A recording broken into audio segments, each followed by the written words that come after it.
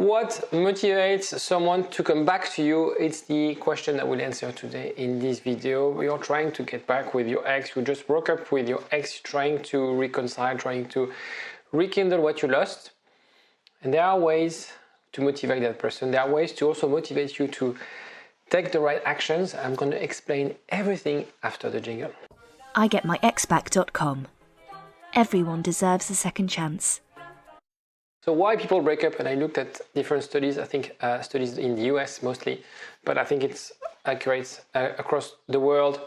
43% of breakups are due to the lack of communication. So what do we do with these stats? Nothing, because I think, and I see it as a relationship counselor, that the lack of communication is just the tip of the iceberg. There's so many things that are below the water that you either can't express things, you don't know how to express things, you have this fear of expressing, this fear of conflict. Sometimes people, they go on the offensive, other people are very defensive, and that's, we summarize or we put this in that category, lack of communication. Obviously, what I feel and what I see is that is the manifestation of other unmet needs. But what you need to understand is that this can be repaired. It's just a question of how you can fine-tune yourself, how you can be more empathetic towards your ex. I'm a strong believer that empathy should be taught at school, should be taught at school, and that people should learn about how people think, about how to express your emotions, about how to understand people's emotion and where they're coming from. The world will be a better place, and there will be way less divorce on earth. Another second stat is that 27% people break up because they have these incompatible goals. This one is really hard to repair. If you see life in a very different way, if you see future in a very different way than your partner, it's going to be very, very hard to stick together. When you think about, for example, when you do one-to-one coaching with someone, when you do life coaching with that person, we usually discuss about values and the importance of knowing your values because they drive your purpose in life. And when things don't go necessarily according to plan, when things are difficult in life, you can always reflect to those values and understanding what matters to you. The thing is, a relationship is difficult. There will be ups and downs, and if you don't align with what you want to achieve, if you don't align with what is important for you, it's going to be very hard to keep yourself motivated in the relationship. The same way it's very hard to be in a job that's stressful and doesn't have a purpose. It's exactly the same in a relationship. If you're not aligned with your purpose and your values and your goals, every time there will be a little glitch, a little tension in the relationship, people will fall apart because that's not what they want and they don't have the drive to keep it together. First factor is the emotional factor. It's very, very, very, very, very common to feel regret and to miss that connection, regardless whether your ex is an avoidant or an anxious attached partner, even as a dumper. All of these apply if you have had a mutually loving relationship. It's very hard to understand as a dumpy, but when someone breaks up with you, they usually still have feelings for you. It's very often they have feelings for you. If they've been together with you 10, 15, 20 years, they can't forget you, they can't discount all the years that you've had together. You don't fall out of love immediately. People break up and they're still in love. It's very frequent, if not the majority of my clients, because obviously my clients are the ones where they have had something special with their partner. And actually, if you want to know, I forgot to mention that, if you want to know if you have any chance of getting back with your ex, I put together a quiz.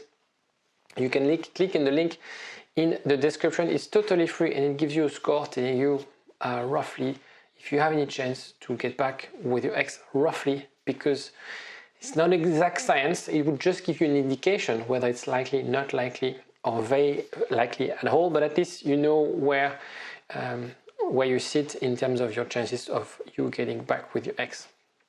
So the emotional factors when you want to get back with your ex it's important to let those emotions grow organically. Very frequently people try to force things, trying to accelerate things, but the process of regret, the process of missing the connection, takes a bit of time.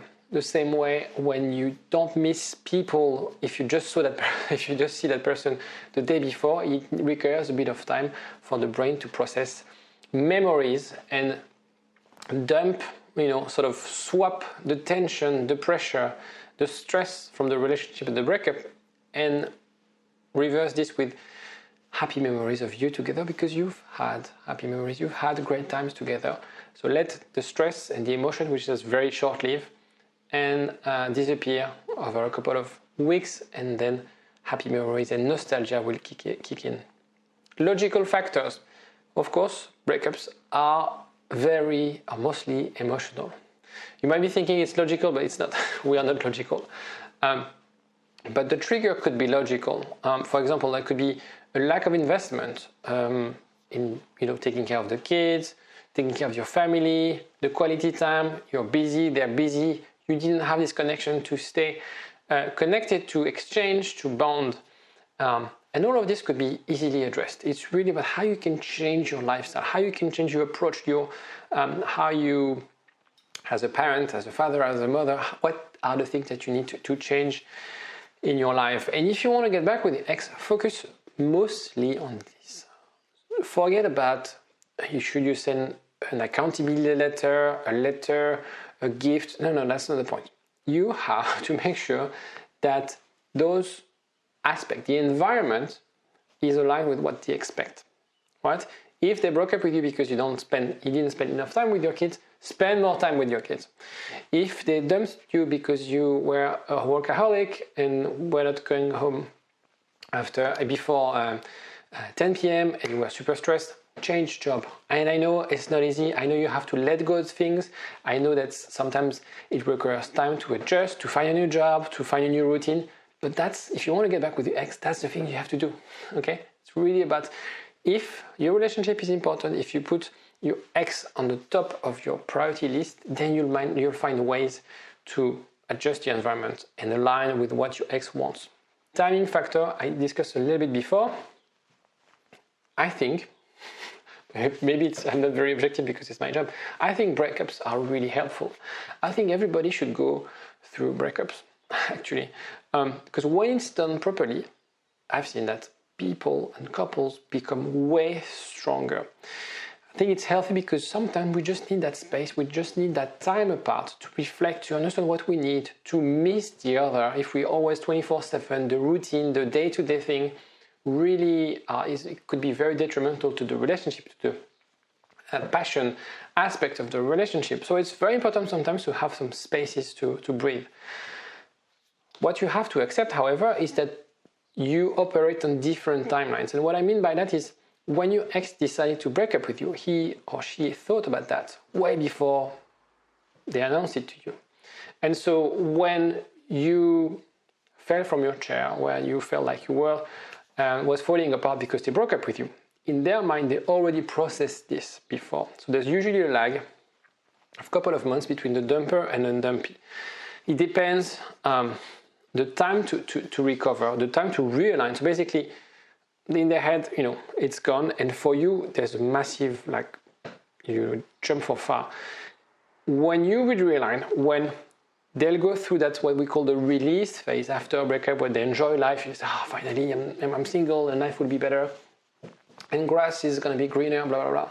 Let them experience this and quickly realize that they were wrong. At the same time, working on yourself, you sort of realign with your ex. The time, it depends. Depends on the length of the relationship, depends on the reason of the breakup, depends also on the behavior post-breakup. So it's very important. Also, some people, they struggle to get back with the ex. They don't ruin their chances, but they just prolong the process of getting back with the ex, because they don't really understand what their ex needs. They don't really know how to communicate with the ex. So sometimes people call me, and then I help them on WhatsApp.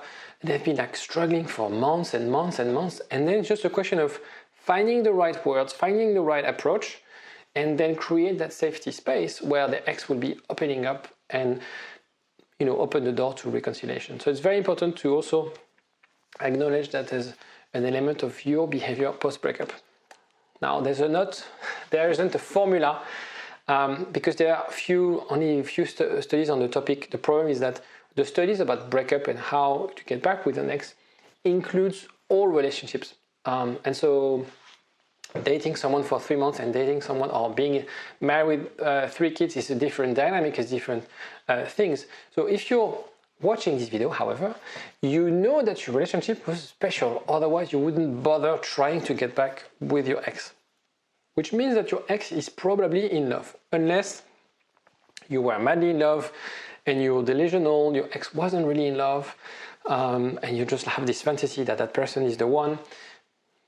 That shouldn't apply to you. You know that you had something special. You know that they said things to you that they never said to anyone. And therefore, I think it's worth fighting for that.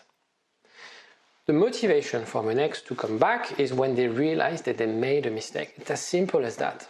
So how to show them that they made a mistake? It's really about changing. So we discussed about changing the environment, changing the communication, letting him having that space, that freedom. Sometimes we need to have that space to be able to reconnect, to rediscover the other. It's so essential. When we try to burst that bubble and are not ready to connect, we're making things worse, okay? So by positioning yourself in the best possible way, because every single time when you've been in a relationship that was strong enough, there's always a time where the ex, the dumper will reconnect with the dumpy. Always, always, always. That's 100% time. When it happens, it's really about you being at the right place, you being with the right mindset and with the right environment. Therefore, when they see that, it's going to be a no-brainer for them. They're going to feel like, why? What have I done? I was so wrong about you. I thought you wouldn't do that. I thought you wouldn't say that. I thought you wouldn't be in that position. And I was wrong.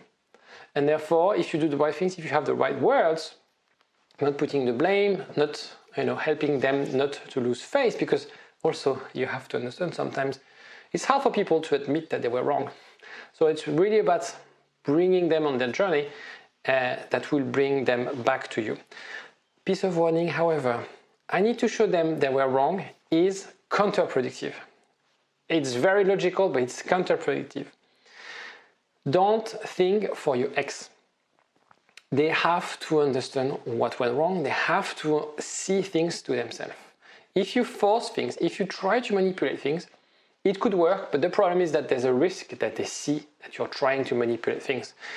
And it's anytime you see that the salesperson is trying to manipulate you, is trying to force a decision, you become very defensive.